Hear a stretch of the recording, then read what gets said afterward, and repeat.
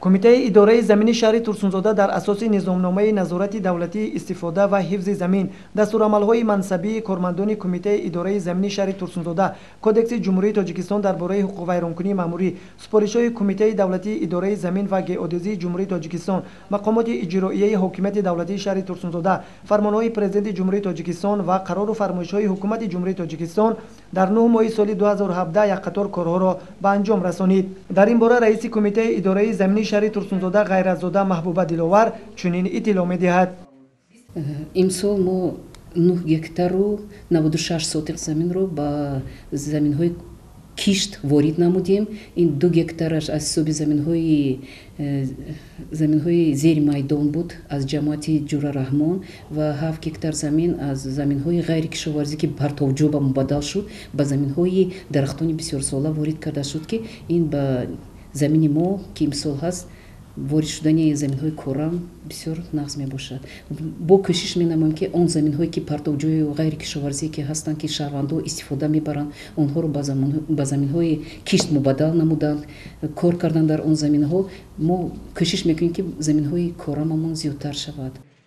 باید ذکر نمود که از طرف کمیته اداره زمینی شهر ترسونزاده تا آخری ماه اکتبر سال 2017 همگی 223 عدد حالتهای قانون ویرانکنی در میدان 171.78 گکتار معین کرده شد. در 64 حالت دستور در میدان 12.4 گکتار داده شده. نسبت 159 نفر شخصان حقوقی و واقعی موادهای حقوق ویرانکنی ماموری در میدان 159.32 گکتار ترتیب داده شده است. مبلغ عمومی جریمه بسته شده 81800 سومانی و مبلغ وارداتی 65573 سومانی را تشکیل می‌دهد. در این دوره از طرف کمیته 10 مواد به پروکراتورای شهر برای دادن بهای حقوقی پیشنهاد کرده شد. از 10 مواد پیشنهاد شده 8 عدد از طرف پروکراتورای شهر ترسونزاده بررسی شده، 2 عدد در استحصالات قرار دارد. بعد گذراندن کارهای فرماندهی و دادن دستورها 119 عدد قانونشکنی‌ها در میدان عمومی 162.31 گکتار در محل برطرف گردید.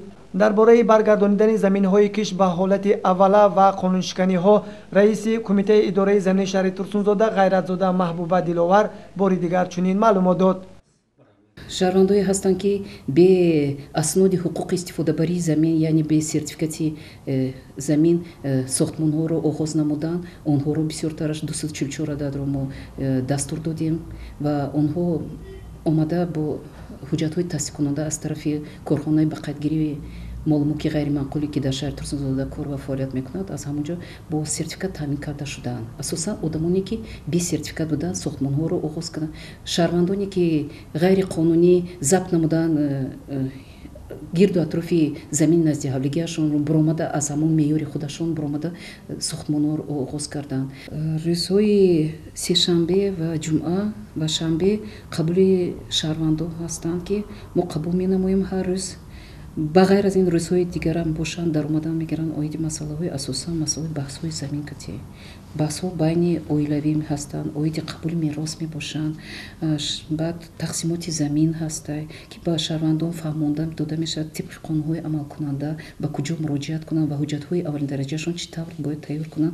به هر یک شهروند ما مفصل فهمونده داده میتونیم که به کجا مراجعت کنن و حجت هاشون درست در دایره قانون تیار نمایند و گیرند. با مقصد عاقلانه استفاده بردن هر وجب زمین از طرف کارمندان کمیته اداره زمینی شهر ترسونزاده کارهای فرماندهی در جماعت‌های دهات و محله‌های شهر ترسونزاده برآمده می شود تا که شهروندان به قانونشکنی‌ها راه نداده زمین‌های در اختیار داشته خود را ثمره‌ناک و موافق مقصد استفاده نمایند. صابر جان سیدوف، ظفر حسنوف برای برنامه اطلاعاتی خبر.